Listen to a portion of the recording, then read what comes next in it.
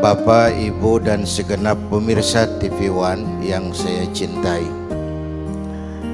Jumlah bilangan bulan menurut Allah itu ada 12.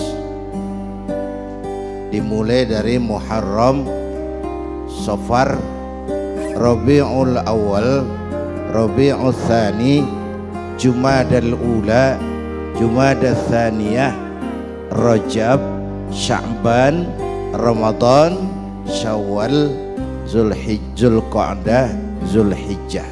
12. Anak-anak kita umumnya kalau ngitung Januari sampai Desember, bangun tidur pun hafal. Tapi kalau ngitung Muharram sampai Zulhijjah, jangankan anaknya, ya udah terusin aja lah kalau udah ngerti. Dari jumlah bulan yang 12 itu Allah jelaskan minha arba'atun hurum. Ada 4 bulan yang disebut bulan yang dihormati, bulan yang disucikan, bulan yang diharamkan. 4. 3 bergandengan, 1 agak terpisah. Yang bergandengan itu Rajab, Sya'ban, Ramadan. Yang agak terpisah itu Muharram. Ini 4 bulan yang dihormati disebut Ashhurul Hurum. Saudara-saudara, Muharram ini salah satu dari 4 bulan yang istimewa. Kenapa? Banyak peristiwa besar yang terjadi di bulan Muharram. Hampir semua nabi dan rasul berkaitan dengan Muharram ini. Hampir semua nabi dan rasul. Kita akan kutip beberapa saja dalam konteks kekinian. Pertama, Allah menerima taubatnya Nabi Adam pada hari ke-10 bulan Muharram. Adam itu bapak moyang kita. Dosanya 1, makan buah khuldi, dikeluarkan dari surga. Kita dosanya banyak, kepengen masuk, nggak nyambung. Hei Adam, dari tidak ada kamu saya adakan. Saya perintahkan tinggal di surga. Merasa sepi sendirian, saya ciptakan Siti Hawa supaya kamu tenang. Kamu boleh nikmati semuanya. Ini boleh, itu boleh, ini boleh, itu boleh. Makan, makanlah yang kau mau. Minum, minumlah yang kau suka. Pakai, pakailah yang kau senang. Satu yang saya minta, jangan dekati pohon khuldi. Itu kau tidak sanggup, keluar. Diusir dari surga. Sujud Nabi Adam. Kata riwayat 40 tahun sujud, membaca Rabbana zalamna anfusana wa illam taghfir lana wa tarhamna lanakunanna minal. Itu namanya istighfarnya Nabi Adam. Nah, maka salah satu amalan yang sangat dianjurkan di bulan Muharram ini memperbanyak istighfar. Tidak ada orangnya yang tidak. Ayo jujur, ini yang kumpul di sini semua, ada nggak yang nggak punya dosa? Yang merasa nggak punya dosa, ayo ke depan. Ada? Tidak ada. Setiap kita, entah kecil entah besar, sengaja terlupa, pasti mempunyai yang namanya khilaf dan salah. Dan Allah Tuhan kita bukan Tuhan pendendam. Allah Tuhan kita Tuhan yang ramah dan rahmah. Manusia, dosamu banyak, tapi ampunanku lebih banyak. Salahmu besar, rahmatku jauh lebih besar. Kau sujud di hadapanku, aku bangga melihatnya. Kau menangis di hadapanku, aku senyum melihatmu. Kau berjalan menujuku, aku berlari menyambutmu.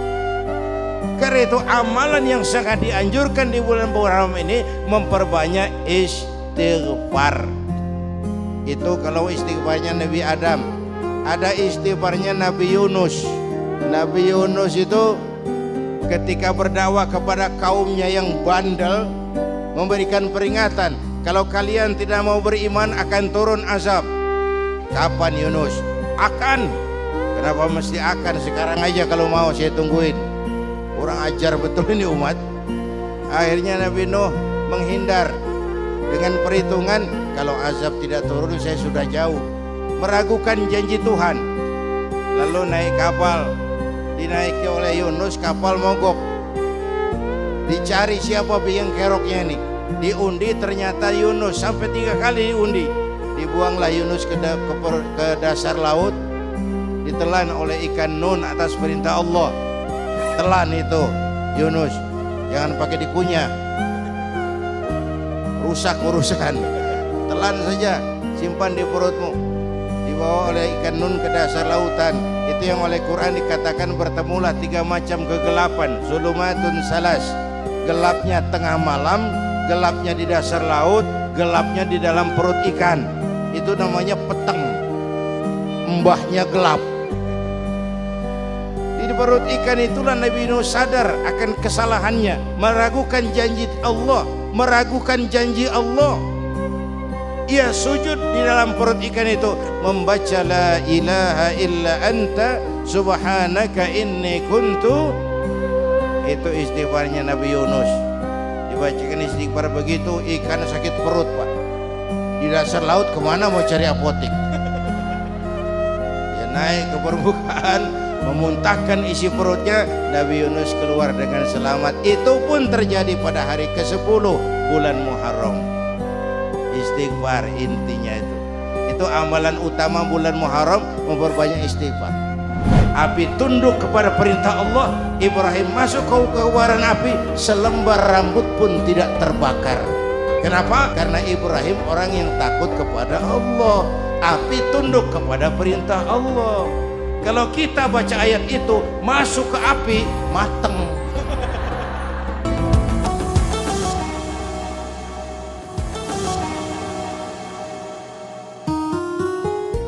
Pemirsa TV One, Bapak Ibu hadirin hadirat yang saya cintai, Allah selamatkan Nabi Ibrahim dari pembakaran Raja Namrus 10 Muharram.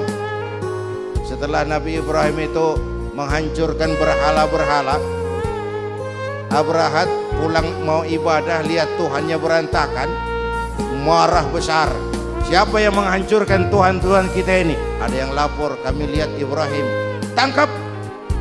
Belum ada bukti, tangkap dulu yang penting, bukti belakangan. Tangkap. Wah, dikerahkanlah aparat, tangkap Nabi Ibrahim. Ibrahim, kau yang menghancurkan berhala-berhala kami ini, Tuhan-Tuhan kami. Siapa bilang? Ada yang lapor. Saya dengar enggak semua berhala itu hancur. Ada yang paling besar, angkat tangan, saya lihat ada kampak di tangannya. Barangkali yang besar itu iseng tuh, yang kecil-kecil dikampakin. Tanya aja sama dia, kamu gila? Kenapa? Masa kami disuruh nanya berhala? Nggak bisa jawab. Nggak bisa jawab. Lah kenapa disembah? Lebih gila mana sih? Tahu nggak bisa jawab kenapa disembah? Kurang ajar kamu Ibrahim. Bakar, dibakar. Ketika Ibrahim dilempar ke kobaran api yang menggunung, Allah perintah api, ya naru kuni bardan wa salaman ala Ibrahim. Hai api, dinginlah sampean. Api Madura waktu itu. Hai api, dinginlah sampean, selamatkan Ibrahim. Api tunduk kepada perintah Allah. Ibrahim masuk ke kobaran api, selembar rambut pun tidak terbakar. Kenapa? Apinya tunduk kepada perintah Allah. Kenapa? Karena Ibrahim orang yang takut kepada Allah. Api tunduk kepada perintah Allah. Kalau kita baca ayat itu, masuk ke api, mateng. Sudah hadirin yang saya muliakan, oleh karena itu selamatnya Ibrahim dari pembakaran Raja Namrus itu pun pada 10 Muharram. Yaumul Asyura, hari ke-10 dari bulan Muharram.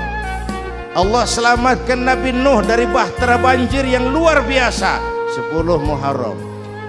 Nabi Nuh salah seorang rasul yang masuk ulul azmi 5 besar, karena memang perjuangannya menggambarkan satu usaha yang ulet dan luar biasa. Beliau diberi umur 950 tahun, lalu berdakwah selama 900 tahun, dapat pengikut tidak lebih 80 orang, rata-rata 10 tahun satu. Kalau saya minta berhenti aja jadi nabi, Pak. Ustadz mana masih mau buka pesantren, 10 tahun buka pesantren, yang nyantri cuma satu. Pedagang mana yang masih mau dagang, 10 tahun dagang yang beli satu. Pimpinan partai mana yang masih mau kampanye, 10 tahun buka partai, yang nyoblos satu. Bangkrut. Umatnya bandel, kurang ajar, durjana. Umatnya Nabi Nuh ini kalau diceramahi, telinganya ditutup dengan tangannya. Nabi Nuh akhirnya rekes. Tuhan, siang malam saya berdakwah kepada umat ini. Tiap kali saya sampaikan dakwahmu, mereka tutup telinganya dengan tangannya. Alergi dengar ceramah. Jadi mau kamu gimana, Nuh? Sudah Tuhan, habiskan saja orang kafir. Nanti kalau punya anak, anaknya pun kafir lagi. Lebih baik bapak moyangnya sikat habis. Itu mau kamu, Nuh? Iya. Oke. Nanti aku turunkan banjir, Nuh. Buat kapal. Dengan apa saya harus buat kapal, Nuh? Ya, dengan kayu, kata Tuhan. Kayunya dari mana, Tuhan? Ya, dari pohon, Nuh. Pohonnya belum ada, Tuhan. Ya, tanam dulu, Nuh. Bikin kapal, kayunya nanam pohon. Apa artinya? Perjuangan perlu kesabaran. Sukses itu ada prosesnya. Nggak bisa simsalabim abracadabra lalu kita mau sukses. Semua ada prosesnya. Walaupun kenyataannya begitu. Sukses banyak bapaknya, gagal itu yatim. Udah, bikin kapal dengan kayu di tengah kampung, bikin kapal ini. Bayangkan, di tengah kampung bikin kapal. Orang kafir makin menjadi-jadi. Lihat Nuh, kenapa? Makin sarap. Bikin kapal di tengah kampung, mau belayar kemana? Lu lihat, kalau orang nggak tahu tujuan, mountain setengah jalan. Proses yang dinilai bukan finalnya. Ya kayak gitu kesimpulannya. Saya enaknya sendiri. Kanan. Ini potret. Bapaknya aktif ke masjid, ibunya rajin ke majelis taklim, anaknya keleleran kemana-mana, kumpul sama orang kafir, hanyut anak-anak kita, ditelan budayanya orang kafir.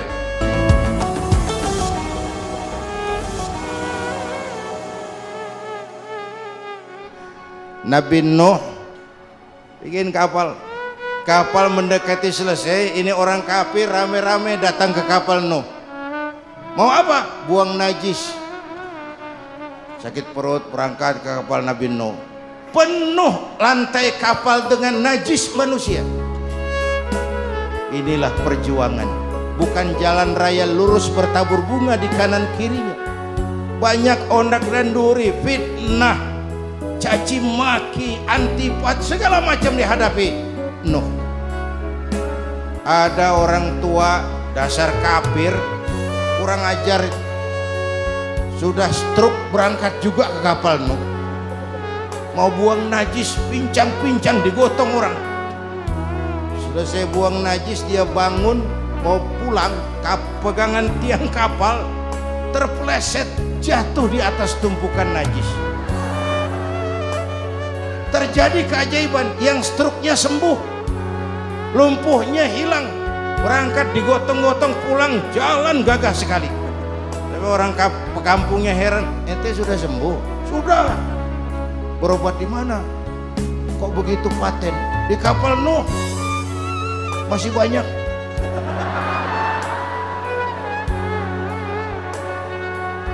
Yang berasa perlu obat bawa rantang, ambil bersih lagi geladak kapal itu. Sudah selesai Nuh? Selesai. Oke, kau orang yang beriman bersamamu, binatang serba sepasang, naik Nabi Nuh, naik orang beriman, naik binatang serba sepasang. Ini cikal bakal penyelamatan manusia, Pak. Naiklah orang beriman, sudah naik semua, Nabi Nuh kontrol. Ini contoh buat kita. Pemimpin yang baik bukan cuma terima laporan di belakang meja. Laporan itu yang mana juga bagus. Kontrol. Jangan cuma tunggu laporan di belakang meja, semua laporan bagus. Nabi Nuh kontrol. Sudah naik semua. Sudah Nuh. Bulan bin bulan naik Nuh.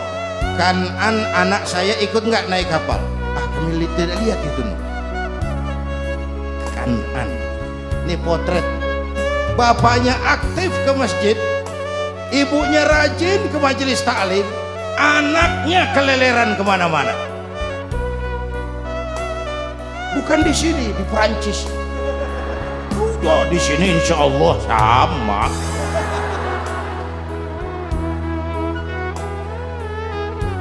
Nuh karena sayang anak, Nuh karena cinta anak, Nuh karena tanggung jawab anak, cari naik ke atas kapal.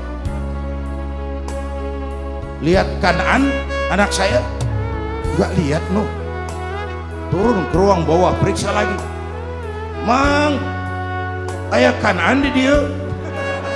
Jamaah Tasik nih rupanya di dalam. Tuh ayah mang, ayah ke mana ya budak ya? Naik ke atas buritan. Dari buritan kelihatan ternyata Kanaan tidak ikut naik kapal, kumpul di darat bersama orang kafir. Ini potret kita sekarang. Kumpul sama orang kafir, hanyut anak-anak kita, ditelan budayanya orang kafir, ditelan tradisinya orang kafir, ditelan pergaulannya orang kafir. Nuh karena sayang anak dari atas manggil. Dalam Quran dijelaskan itu. Karena Nabi Nuh di atas, Kanaan di bawah teriak, ya bunayyarkam ma'ana. Begitu dalam Quran di ayatnya.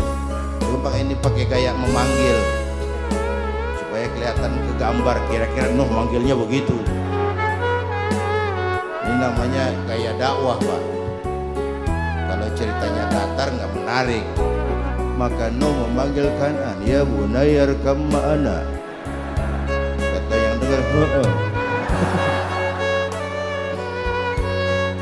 ini gaya orang manggil, ya bunayyarkam ma'ana. Kanaan kesini nak, naik kapal sama papi. Kata Kanaan di bawah itu, enggak mau papi, John di sini saja. Kata Nuh, jangan nak, Allah sedang murka, akan turun banjir. Kalau datang banjir papi, sa'awi ila jabalin ya'simuni minal ma', saya akan naik ke gunung tinggi yang bisa menyelamatkan saya dari banjir. Kanaan naik ke gunung, gunung dihantam banjir, Kanaan mati sampai sekarang. Mati. Melihat Kanaan begitu, Nabi Nuh meratap, Tuhan, kalau orang kafir mati memang saya yang minta, tapi itu kan anak saya Tuhan, anak saya. Nabi Nuh ditegur Tuhan, Nuh, innahu laysa min ahlik. Anggap Kanaan bukan anakmu Nuh. Kanaan tenggelam dihantam banjir. Nuh sadar. Apa ratapan terakhirnya? Ana urid wa anta turid wallahu fa'alun lima yurid. Aku punya kemauan, engkau Kanaan punya kemauan, Allah juga punya kemauan. Akhirnya mau Allah yang jadi kenyataan. Nabi Nuh punya kemauan, Kanaan naik kapal nak supaya selamat. Kanaan punya kemauan, naik gunung lebih tinggi dari kapal, bisa selamat. Allah punya kemauan, apa? Itulah hidayah, itulah demokrasi Islam. Anak Nabi tidak dapat hidayah, kumpul sama orang kafir. Bapak Nabi tidak dapat hidayah, malah jadi pembuat berhala. Azar bapaknya Ibrahim. Istri Nabi tidak dapat hidayah, tenggelam oleh gempa, istri Nabi Saleh. Paman Nabi tidak dapat hidayah, menentang keimanan, Abu Jahal, Abu Lahab, Abu Sufyan, dan abu-abu lainnya. Yang intinya kita bersyukur kita ini ponakan Nabi saja bukan dapat hidayah. Amin. Sama-sama kita istighfar. Astaghfirullah Rabbal baraya, astaghfirullah minal khataya.